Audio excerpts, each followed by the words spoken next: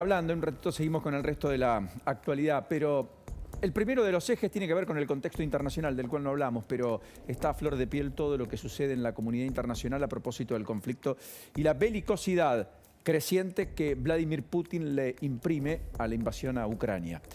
Y básicamente asentado en el temor nuclear, con una comunidad política europea que vuelve a aflorar con fuerza ya con un temor explícito. Entre en una fase adicional, que es la fase nuclear.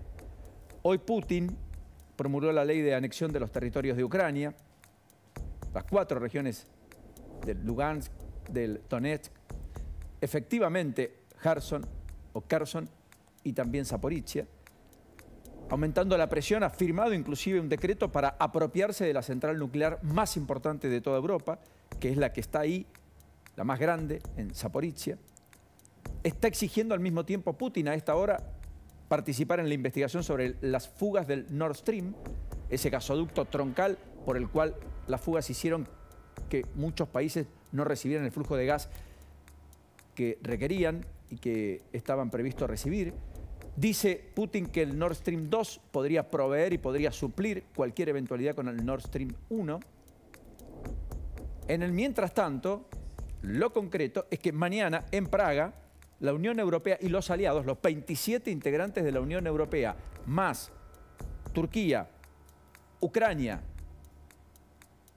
y efectivamente el Reino Unido, van a sentarse en Praga, insisto, a dilucidar y buscar reforzar todas las alianzas para sopesar el peso geopolítico que empieza a tener Putin a su modo,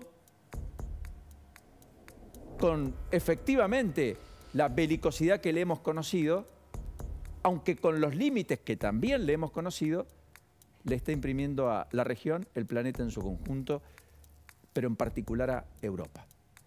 En un contexto donde la inestabilidad política en Europa también empieza a ser un denominador común.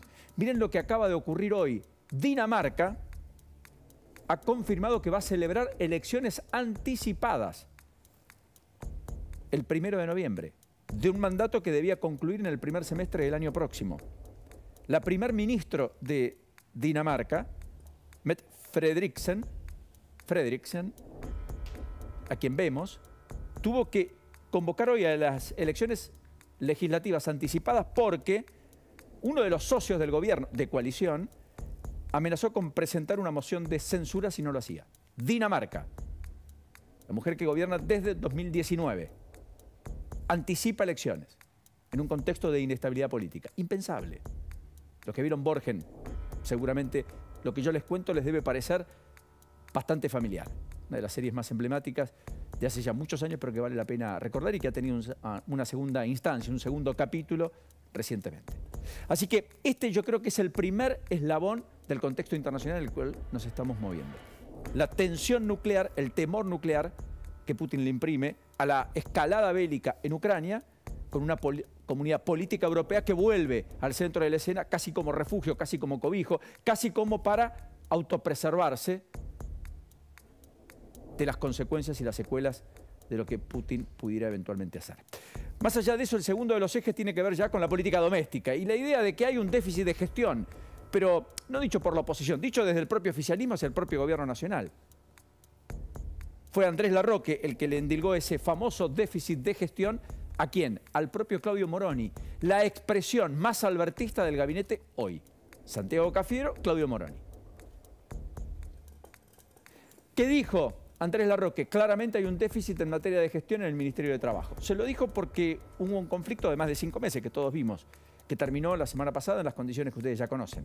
Con una escalada de conflictividad que además uno sabe cómo empieza, no dónde termina, con camioneros pidiendo el 131%, sí, va de nuevo, 131% para discutir las paritarias. Con sectores empresarios que hablan de un 80 o 90%. Pero Andrés Larroque además volvió a cuestionar, más allá de Moroni, al propio gobierno y al propio Alberto Fernández en cuanto a la estrategia política, que creo que es lo que, en lo profundo, es más gravoso.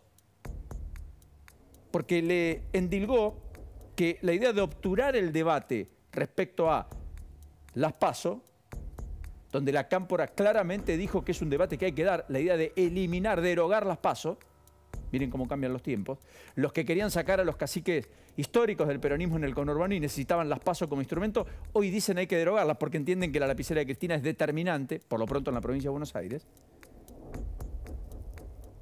Y entonces le dice a Alberto Fernández que es un tema que hay que discutir y que tiene que estar abierto. El mismo Alberto Fernández que envió 2 espadas propias, Santoro y Eduardo Valdés, a decir que no están de acuerdo con esa derogación, amén que los legisladores de Juan Grabois dijeron exactamente lo mismo. Todos los que están recostados en la Casa Rosada y enemistados, vale la pena decirlo, con el Instituto Patria, independientemente de algunos puentes que siempre se tienen.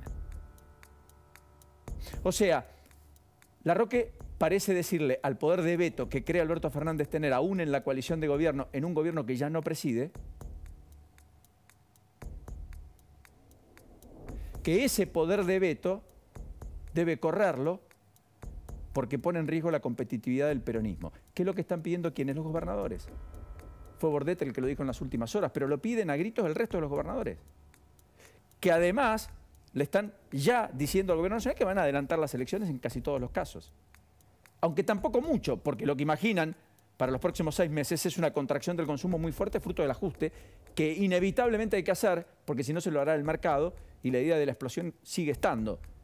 Porque el mundial, las vacaciones pueden ser distractivas, pero al final del día la situación económica y el zapato que aprieta se va a sentir. Y se va a sentir después de los múltiples aumentos que estamos evidenciando y que ya además se han anunciado. Así que esta idea del déficit de gestión que impregna al oficialismo una vez más, también interpela a la propia oposición después de los cuestionamientos de Manes al propio Mauricio Macri, que le generó un vendaval de críticas desde el PRO, pero también un comunicado del Comité Nacional de la Unión Cívica Radical, encarnado por Gerardo Morales, diciendo que lo importante era la unidad y que lo que hay que hacer es enfrentar al kirchnerismo, aunque la disociación del radicalismo de la provincia de Buenos Aires, que salió a defender a Manes, cuyo hermano Gastón Manes, presidente de la convención partidaria, además, defendiendo a su hermano, dijo, lo único que hizo fue decir en público lo que otros dicen en privado. Y dijo, es más, las críticas de Facundo Manes fueron menores respecto a las que en otros tiempos hizo Gerardo Morales, presidente de la Unión Cívica Radical. Tiro por elevación a otro que quiere ser presidente, el propio gobernador de Jujuy y presidente del Partido Nacional. Así que, efectivamente, cómo procesa, cómo gestiona la coalición las diferencias, empieza a ser un déficit si no se resuelven rápidamente. Porque le han pedido muchos legisladores Juntos por el Cambio a Manes que deje la coalición, que se vaya. Otros le han pedido que renuncie a la banca de diputados. Lo han dicho propios compañeros pares de él, de Juntos por el Cambio. A todo esto apareció Luis Barrionuevo y advirtió sobre este déficit de gestión que uno ve en el gobierno, que uno ve en la coalición opositora, etcétera. Cuidado. Barrionuevo no es una figura de la política nueva, no es novedoso. Pero cuando habla de Barrionuevo, definitivamente habla del peronismo histórico, o una parte importante del peronismo histórico. Y por cierto, con muchos años de recorrido, mucho en sus espaldas, mucha experiencia. Y Barrionuevo dijo algo que empezó a escucharse con fuerza en las últimas semanas, en particular a partir de la salida de Guzmán y el tembladeral económico de julio, en buena parte de la dirigencia que hasta atónita y asustada mira a su alrededor con mucha preocupación todo lo que se le está empezando a volver en contra. ¿Quieren escucharlo? Este es Barrionuevo hoy. De una buena vez por todas que se pongan las pilas los políticos y que se dejen de hinchar la pelota porque en cualquier momento viene de vuelta que se vayan todos.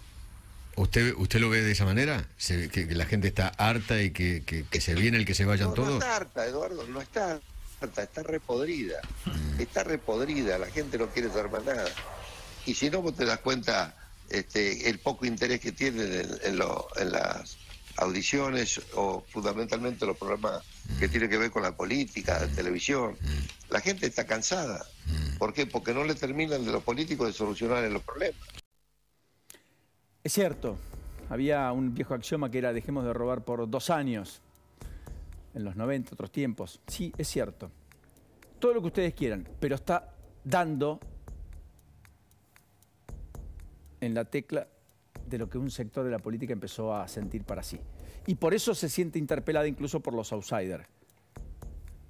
No por uno, sino por varios. El último tema, el último de los ejes finalmente del día tiene que ver con esto, que lo vamos a desarrollar con Damián Di Pace en un minuto nada más, y que tiene que ver con esta idea de que la macro está disociada de la micro, pero la pregunta es ¿hasta cuándo? ¿Qué quiero decir con la macro disociada de la micro? Miren, hoy los bonos volvieron a perder terreno, hoy el riesgo país volvió a subir arriba de los 2.700 puntos básicos, hoy volvieron a subir con fuerza los dólares financieros, más allá de que ahora ha recortado algo de posiciones el contado con liquidación, pero pasó los 3,10 y el dólar blue está estable en 2,82 y prácticamente no es noticia, aunque en niveles muy altos. Pero la macro está crujiendo a tal punto que cada vez se cierra más el cerco sobre las importaciones y cada vez se incorporan más productos, como lo hablamos con Elio en el arranque del programa. Está cada vez más complejo porque además el ajuste que hay que hacer en las cuentas públicas le pega de lleno a la clase media y por lo tanto puede morigerar efectivamente el consumo. Hoy el gobierno confirmó que va a haber un aumento del 40%, sin ir más lejos, en el transporte público de pasajeros en la zona del AMBA, capital y conurbano, elevando el boleto de 25,20 a 35 pesos probablemente, tras audiencias públicas que deberían desarrollarse el mes próximo, en noviembre, para intentar morigerar el peso de los subsidios. Recordando que en el presupuesto incluyó Massa la idea de derogar todo tipo de subvención al interior, lo cual ha puesto que trinan a los propios gobernadores, que van a tener que lidiar ellos con subsidios al autotransporte público de pasajeros, sin lo cual no va a poder haber servicio, porque los empresarios dicen que no lo pueden pagar, o las facturas van a ser impagables, quiero decir el boleto, que hoy ya está en casi 100 pesos en muchos distritos, y lo deberían llevar a 200 o 250 pesos, algo absolutamente impensable, ¿se entiende?